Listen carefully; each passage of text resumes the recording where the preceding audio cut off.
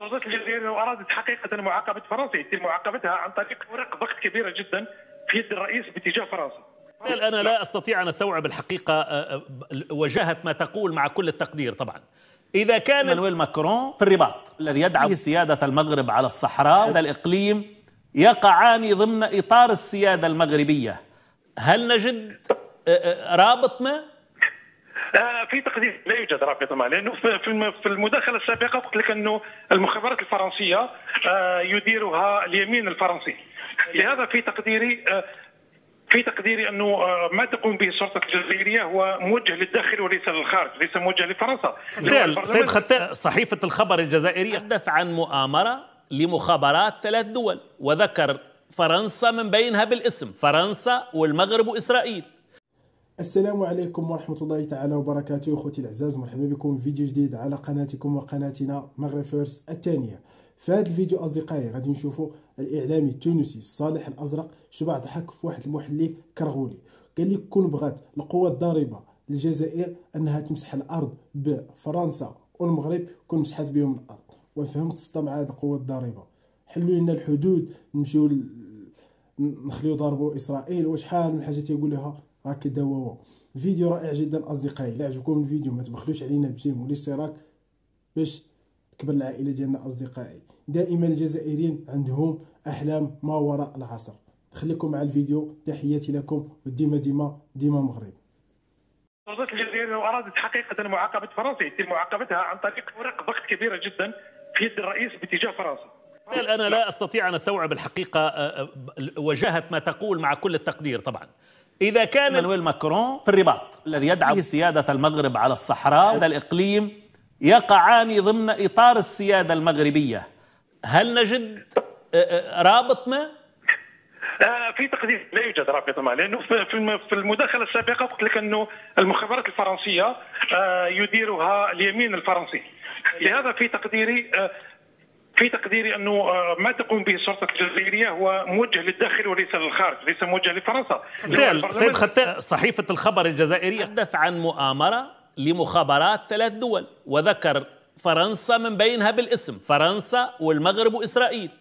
لو ربطنا بين هذا العنوان وما حصل، زيارة لإيمانويل ماكرون في الرباط، في تقديري الجزائر ليست في حاجة لتوجيه رسائل إلى فرنسا ولا إلى دول أوروبية. طيب هل أخرج منك بخلاصة أن العلاقة الجزائرية الآن الفرنسية سمن على عسل؟ ليست سمن على عسل، لكن كل السلطات الجزائرية لو أرادت حقيقة معاقبة فرنسا يتم معاقبتها عن طريق هناك أوراق ضغط كبيرة جدا في يد الرئيس باتجاه فرنسا. فرنسا تريد أن تبقي على انتشارها في عدد من الدول الإفريقية، وكذا أن الجزائر بوابة هذه الدول الإفريقية. لهذا هناك مصالح متبادلة بين الطرفين. طيب أبدأ مباشرة في الاتصالات. خالد من الجزائر، مساء الخير. مساء الخير أخي صالح. يا أهلا بك. صحيح الآن اليمين المتطرف حاكم أو يلعب كذا، ولكن العلاقات الجزائر الفرنسية لن تتغير مع هؤلاء. دلالات البيان الرئاسي، إذن فسر لي البيان الرئاسي الجزائري.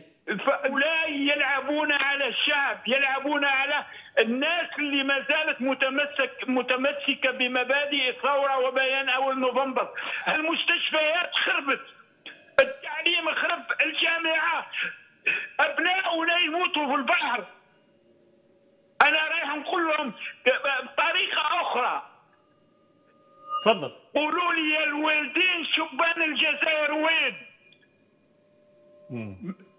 حراقة يا فرنسا، ماناش فلاقة يا فرنسا، جينا حراقة من صقلية المراقة، هايمين في البحر هايمين. هذا الكلام اللي لازم يسمعوه هؤلاء المسؤولين، مش في القاعات المكيفة ويجي ينبش لي. والجماعة من اللي جابوا 22 فيهم 6 فقط صوار، والبقية من شذات العفاء ودفنوهم. هذا تآمر على ذاكرة الشعب الجزائري. هؤلاء ليسوا أوفياء للتاريخ، وليسوا أوفياء للشعب، وليسوا أوفياء للوطن، وليسوا أوفياء لمبادئ الثورة. شكرا أخي صالح. شكرا لك خالد من الجزائر. لا أدري يسوقنا الجمهور الجزائري في اتجاه آخر ضد فرنسا التي تتآمر كما تقول الصحف الجزائرية بالطبع على أمن الجزائر. وقد أعرضنا منذ قليل عنوان على الخبر الجزائرية، عنوان بالبند العريض. عبد القادر من الجزائر لنرى المزيد من الجمهور. مساء الخير صالح. يا أهلا بك صالح. أقول لك الشعب 90% من الشعب الجزائري يريد الهروب والعيش في فرنسا. هذه مشاكل بين الجنرالات والمخابرات الفرنسيه. إذن هو عزف على وتر الثوره والوطنيه في محاوله ربما لشغل المواطن الجزائري بصيغه اخرى بالظفرين. نعم، الجزائري كلهم يريدون الهروب من الجزائر يا صالح، كلهم. انا ولدي 97 في عمره وحب يهرب من الجزائر. الله اكبر. شكرا صالح. شكرا لك حكيم، اشكرك. انت كفرنسا من غادي ايش دخلك انت باش تجي تقول تنسب الصحراء للمغرب بطريقه قطعيه هكا؟ وهذا ما احدث يعني ردود فعل جزائريه كبيره وكبيره برشا. وقال لكم تبون نعشاب شراطه كررها قال لكم تبون نعشاب شراطه. تعال جنبه مغربي. حبيت نمشي لخطاب ماكرون في البرلمان المغربي بالرباط. الكلمة متاع ماكرون، في الكلمة متاعه تقطعت برشا مرات بالتصفيق، وخاصة التصفيق كان كبير برشا وقت اللي ماكرون قال اللي مسألة الصحراء هي مسألة سيادة بالنسبة للمغرب. نسمعوا شنو قال ماكرون. Pour la France, le présent et l'avenir de ce territoire s'inscrivent dans le cadre de la souveraineté marocaine.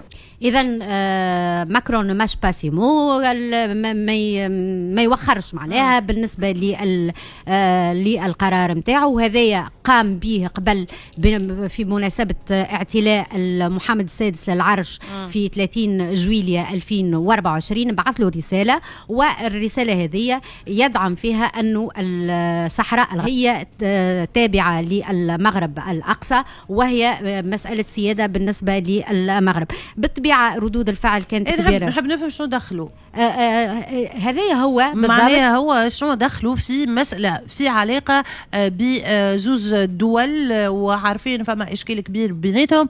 أنت كفرنسا من غادي راهو الاستعمار وفيه معناها إيش دخلك أنت باش تجي تقول وأنه تعطي تصريح كما هذايا ويعني تنسب الصحراء للمغرب بطريقة قطعية هكا، كأنه هو يفرق في الأراضي ويفرق في هذا ما أحدث يعني ردود فعل جزائرية كبيرة وكبيرة برشا.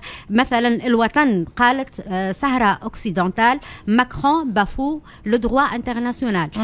ماكرون يستهزئ بالحقوق والقانون الدولي. هو القانون الدولي شكون مازال يحترمه يعني.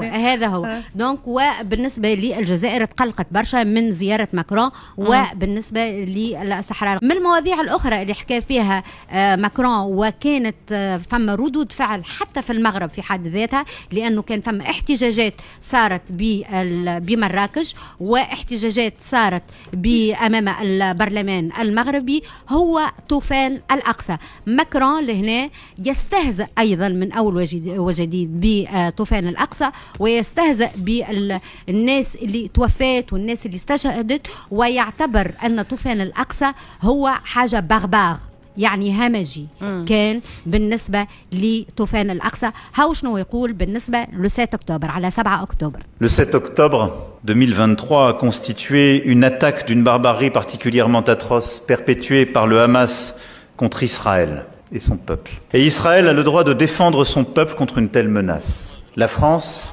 y a perdu 48 de ses enfants et 2 de nos compatriotes comptent encore parmi les otages retenus à Gaza. Mais rien ne peut justifier pour autant le bilan humain désastreux à Gaza et la souffrance que connaissent les populations civiles. C'est pourquoi il faut un cessez-le-feu à Gaza. Et la France... Voilà. هذه بالذات الكلمة هذه بالذات هو تعرفك السم في العسل هو دس السم في العسل طبعا. يتحدث على أنه التصفيقة اللي صارت لهنا خليت برشا عباد يقولوا كيفاش يصفقوا على ماكرون وهو يحكي على القضية الفلسطينية بالطريقة هذه. ماكرون حضر بالقدا الديسكور متاعه وقال سيسي لو فو، معناها إيقاف القصف بالنسبة لغزة. الناس اللي صفقت البرلمانيين الموجودين صفقوا على النقطة هذه، ولكن فهمت بالنسبة للناس الكل على أساس أنها موافقة لماكرون في أنه اللي صار ب7 أكتوبر هو نوع من الهمجية بالنسبة لطوفان الأقصى. انت تقول فهمت، ولكن كي تجي تغزر للواقع وهذا كل مش سر معناه. المغرب دولة مطبعة وباش تكون موقفها متماشي متماهي مع ما قاله ماكرون من أوله لآخره معناه بكل بساطة. وهذا هو اللي خلى العديد من المنظمات وخاصة المنظمات المناهضة للتطبيع بالمغرب اللي قامت باحتجاجات على كلمة ماكرون. حاجة أخرى نقولها لك عفاف، الوفد الرسمي اللي هزوا ماكرون معاه تعرف شكون كان موجود معاها؟